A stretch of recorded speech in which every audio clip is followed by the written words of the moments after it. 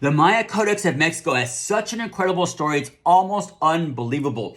Hello my friends, I am Joey from the Pre-Columbian Gentleman, and on this channel we talk about pre-Columbian art and the amazing cultures that made it. So in the last video I talked about how the Codex of Mexico was introduced to the world. Let me tell you how it was discovered. So back in the 1960s, late 1960s, a very prominent and very wealthy Mexican collector named Josue Sáenz was given the opportunity to purchase the piece along with some other items that were discovered. He was flown to a very remote field in the middle of Tabasco, Mexico, and upon landing he was taken out of the plane and shown these pieces. So it was the Codex of Mexico. It was also some bark paper, and then there were some stone pieces in a stone box that were found along with a mask, a very important mask. And what the collectors / diggers told him is that, okay, you can take these back to your people and then authenticate it and send us the money. And so the story behind the pieces is that they were actually discovered in a cave in Chiapas. So the whole thing was just really fishy, very sketchy and whatnot, and he didn't want to just hand over the money, so he took the pieces back, handed them to his authenticators, and guess what they said? All of them were fake. The codex was fake, that the mask was fake, and all the pieces that were associated were actually fake. And so because these were actually very important, these people were important to him in terms of building his collection and whatnot, that he just went ahead and paid him anyway. So he bought the pieces knowing they were fakes, just kept them and whatnot. And then in 1971, the Grolier Club actually introduced the Maya Codex of Mexico. So the story behind it is just really fishy. It's believed, the official story is that Josue Sáenz gave the Codex of Mexico, back then it was known as the Grolier Codex, back to Mexico because it was considered possibly a national treasure, even though it wasn't really authenticated. But the story that we know of is that, or that we think happened, is that it was actually sold by Josue Sáenz, who was actually a collector but also a dealer, and he sold it to the president of the Grolier Club, and that's why it was featured so prominently in that exhibition. And so that's the unofficial story.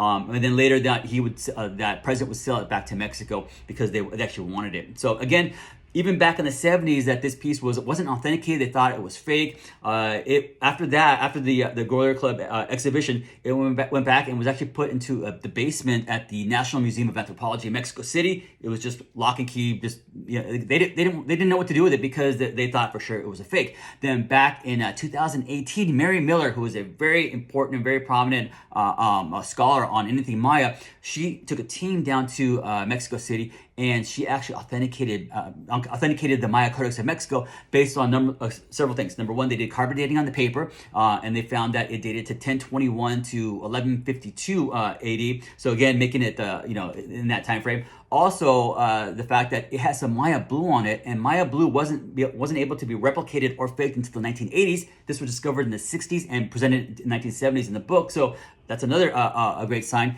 And then also the pigments. So the pigments on the Maya Codex of Mexico were all found to be very ancient. And what the Maya Codex of Mexico, why it's so important, is that it basically charts the movement of the planet Venus. I believe it's out of like 500 something days, and it was 20 books, 20 pages. I'm sorry, like most Maya codexes. However, the first 10 and the last two, the first 8 and the last 2 pages were actually gone, just bugs and whatnot.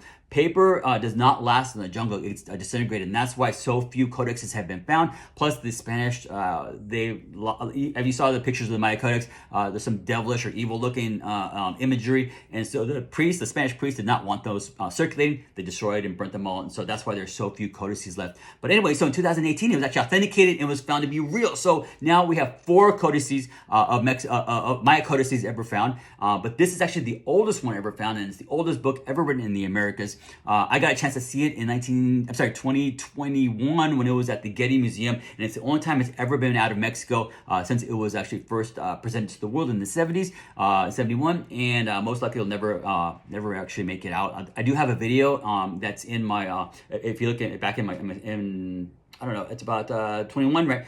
So back in my stories and my videos, you can see I did a video of the codex, the whole codex, and it's just beautiful and amazing. And again, you guys, so the other thing with this is that you cannot see it anymore. It's in the National Library of Mexico in Mexico City, and it's in a vault in the basement. And so it's kind of one of the things where it was taken out for a little bit, and now it will never be seen. Even though it's protected, they still don't want to take a chance with it being damaged or being lost because it's considered a national treasure, and it's the only Maya book that's actually in Mexico still, or in Central America, or South America, obviously. So it's very important. The oldest book of the Americas.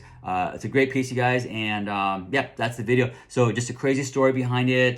Just so much like intrigue and kind of like underhanded stuff and whatnot. A lot of business deals going on where like nobody really knows who had it. There's an official story, and there's also an unofficial story of how it was purchased, how it was presented, and how it got back to Mexico. But the important thing is that it was discovered, and it's there for all of us to see and to appreciate. And I hope you guys enjoyed the video. It's a little bit long, but there's kind of a crazy story behind it. So anyway, friends, hit the like and follow button for some more great pre-Columbian content. Cheers, and thanks for following along, guys. Appreciate it.